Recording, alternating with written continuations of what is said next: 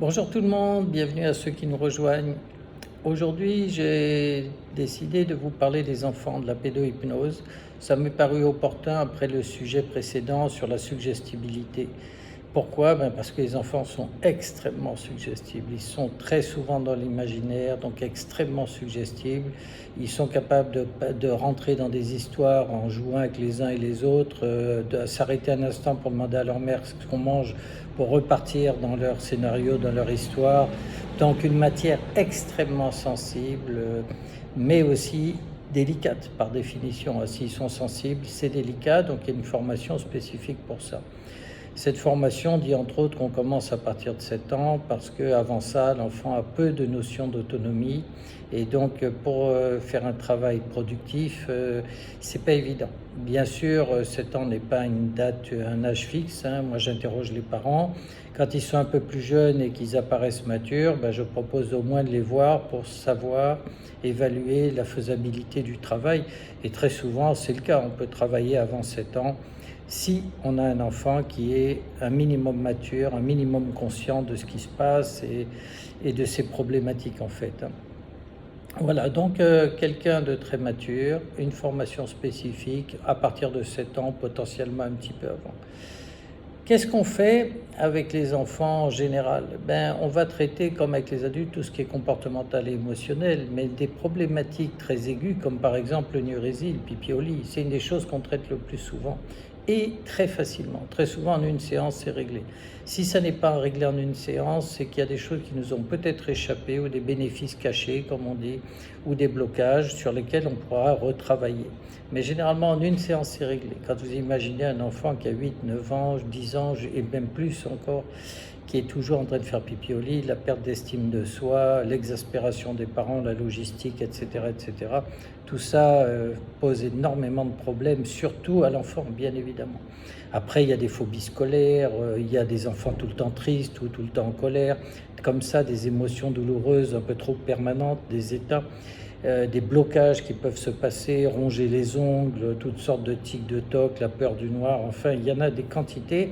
Vous pouvez aller voir sur mon site, il y a une rubrique là-dessus, vous verrez ce qu'il y a comme exemple. Dans l'avenir, sur cette chaîne, je traiterai spécifiquement de quelques exemples. J'ai par exemple, anecdotiquement, un enfant qui a été traîné par sa mère et sa grand-mère dans le couloir, j'ai entendu hurler.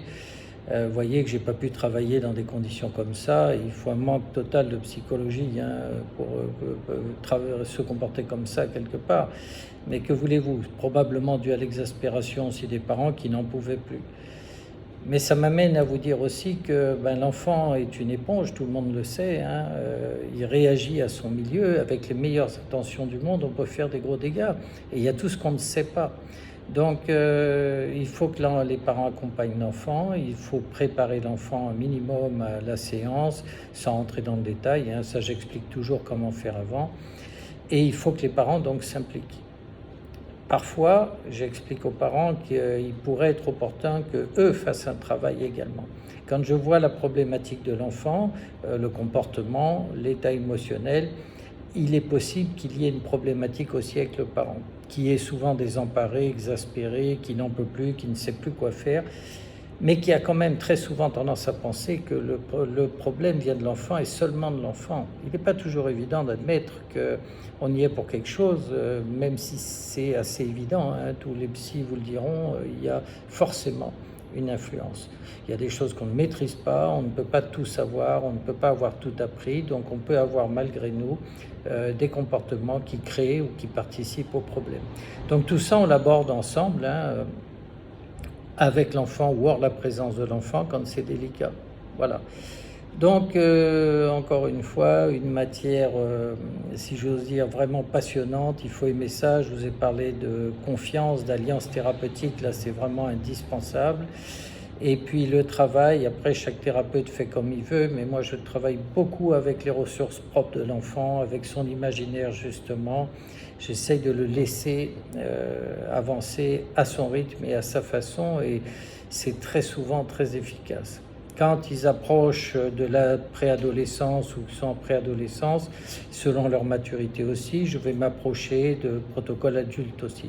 En fait, je m'adapte et je pense que c'est indispensable vraiment à chaque enfant, comme il faudrait le faire à chaque adulte, ce qui est un peu le cas, mais les enfants encore plus particulièrement. Voilà ce que je peux vous dire comme sujet, comme information sur les enfants. Encore une fois, vous pouvez aller sur le site et bien sûr, vous pouvez me poser des questions, m'interroger en dehors. À très bientôt.